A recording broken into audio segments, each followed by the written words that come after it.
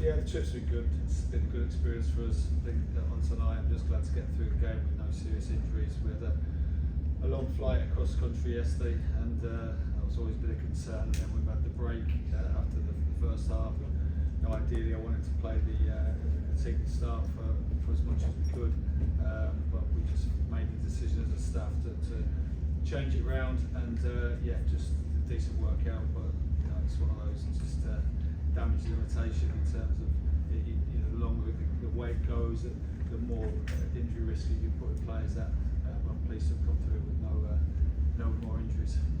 How impressed were you with Union 2 tonight? Obviously, I know they're in the middle of their season, but really wanted to perform in front of the fans. Yeah, definitely.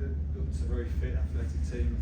Felt very well coached. I could tell that coach has got playing a very good brand of football. They're effective. They look to play forward.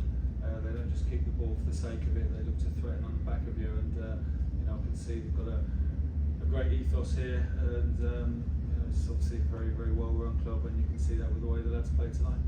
How much of a boost do you think your team gets from having a trip like this where you've been received so well by fans? It's been an incredible experience for us. We've had so many memories to go back to the UK with, and yeah, it's been tremendous. It really has. It's been an eye-opener for us all. The popularity of Wrexham in the US, and we've really thrived on that. And we thank all the supporters who've been so generous in their hospitality towards us, and all their kindness. And you know, we look forward to them following our journey in the coming season. What do you think surprised you the most about the reaction that you got? Yeah, I think just the simply everywhere. It's not just in one area. It's been right across the country. We've been well received, and people are enjoying the Wrexham story. And it is a tremendous story of a fantastic football club in a great area. And you know, our job is to continue that in the next season and start next week.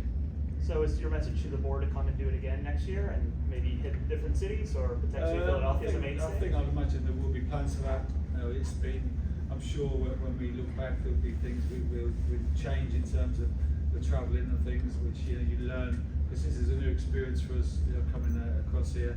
And yeah, but all in all, it's been a success for us, and yeah, we go back home in good spirits.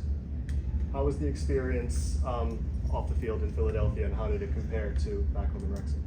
Yeah, I mean, we kind of only got here yesterday, so we went to the Rocky Steps and had that experience, and had a walk through the city, and you know, I was very impressed with the city. It looks a great area. So we haven't been out and about as much here as we have in other places, but obviously with Rob McElhenney being his home city, you know, he always speaks so well of the area, and we've had a great welcome tonight. And in between the two halves, I had the chance to speak to a lot of supporters, a lot of the Union supporters who are here tonight, and yeah, enjoyed that.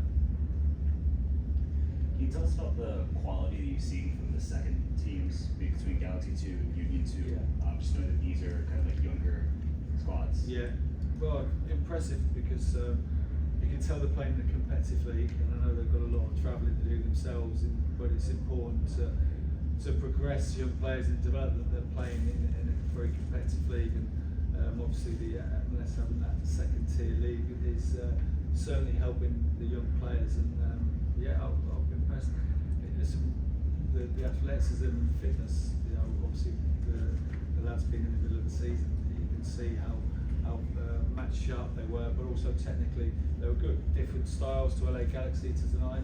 LA Galaxy, you know, were more like a possession-based team, but I thought the lads tonight really mixed the game up well, and you know, that's what football's all about. It's about threatening as well as keeping the ball. You've always got to have one eye on that forward pass, and I could tell just by watching them in the two halves that you know the coach has got them playing in a way where he's trying to teach them that football's about scoring.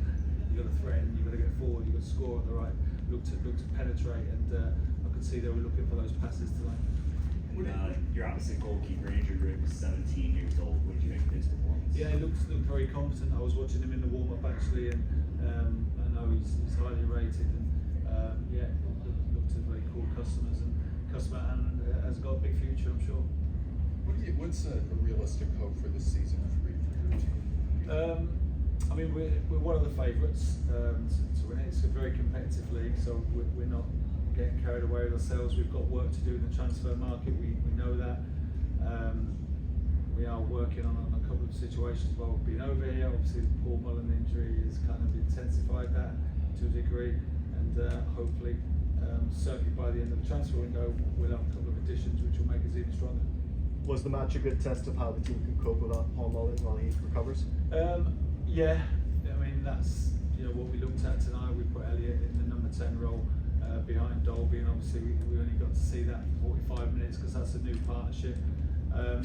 But when you get injuries as a manager, you've got to find a solution. We in FA Cup last year against Sheffield United, we lost Jordan Suthercliffe and Aaron Hayden in the first 5 minutes, and all of a sudden we're down to bare bones, and we found a way around that problem.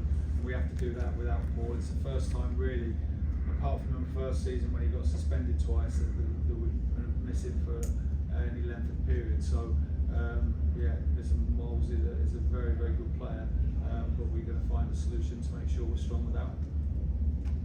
Thank you very much, guys. Thank you.